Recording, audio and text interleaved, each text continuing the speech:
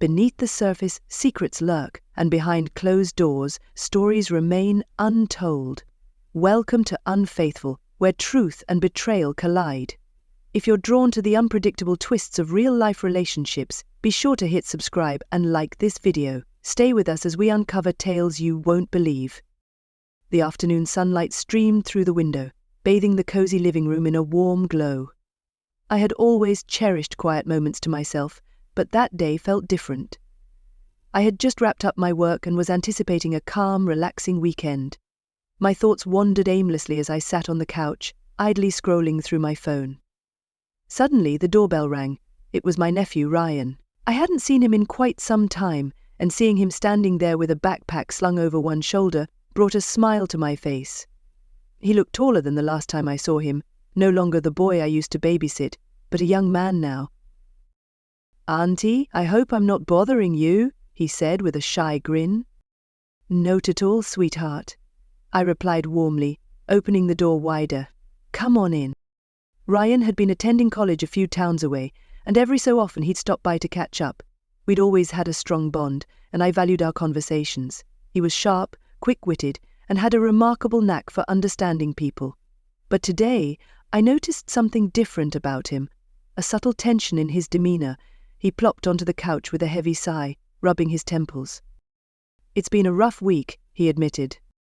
"What happened?" I asked, sitting beside him, my concern growing.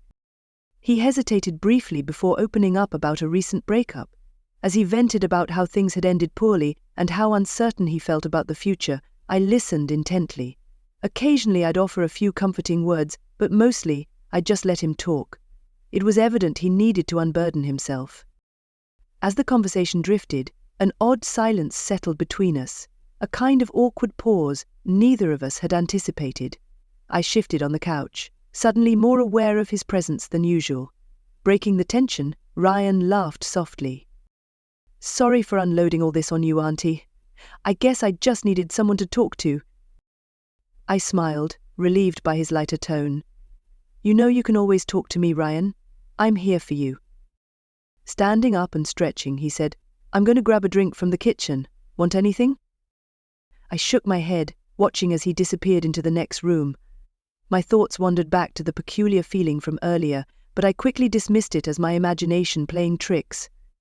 Nothing odd could happen between us. Ryan was like family. He returned with a glass of water, looking noticeably more relaxed. We resumed our conversation, this time reminiscing about old times, sharing embarrassing family stories and laughing until our sides hurt. The earlier tension seemed to have dissipated. Out of nowhere, Ryan asked a question that caught me off guard. "Do you ever wonder how life might have turned out if you'd made different choices?" Surprised by the sudden shift in tone, I looked at him. "What do you mean?" He shrugged, swirling the water in his glass. "I mean like relationships. What if you'd ended up with someone else or taken a different path? Don't you ever think about the what-ifs?" His words lingered in the air, stirring memories I hadn't revisited in years. I hesitated before responding, feeling the weight of the moment. "Everyone has those thoughts, I guess," I said cautiously, "but there's no point dwelling on them. We can't change the past."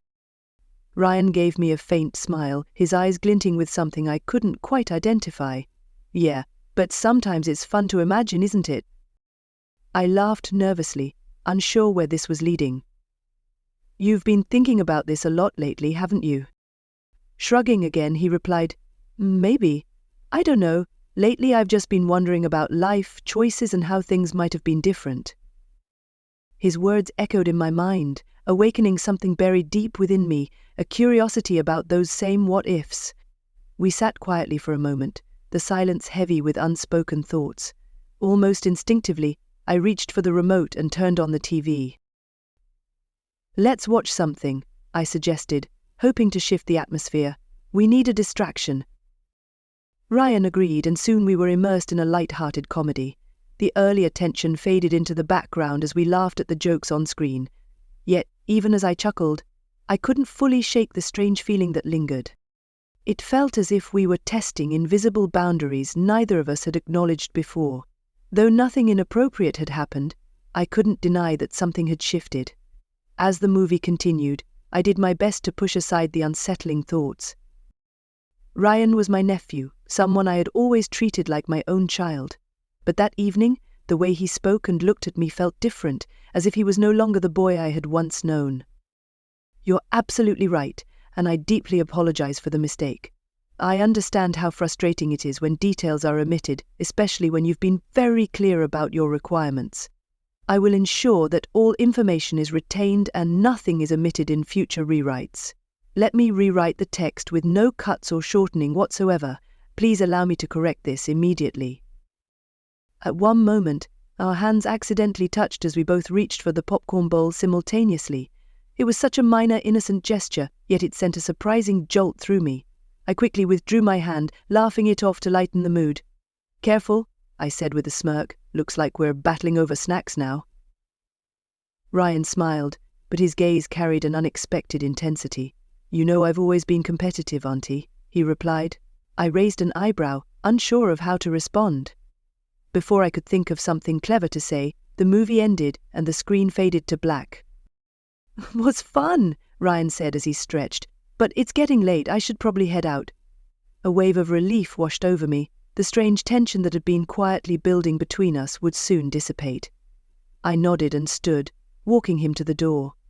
We exchanged a few casual remarks about meeting up again soon, and as he stepped outside, I watched him walk toward his car, feeling an odd mix of emotions I couldn't fully identify. After closing the door, I leaned against it with a sigh. The house suddenly felt oppressively quiet, and my thoughts became louder than ever. As I replayed the events of the evening in my mind, I analyzed every moment, every glance, and every word exchanged. Settling into bed with the hope of distracting myself with a book, I felt a peculiar curiosity creeping in. My mind wandered back to Ryan's earlier question, the one about choices and what-ifs. For the first time in years, I allowed myself to wonder how different things might have been if I had made certain decisions, or if life had led me down an alternate path. These thoughts became more vivid and detailed the longer I let them linger.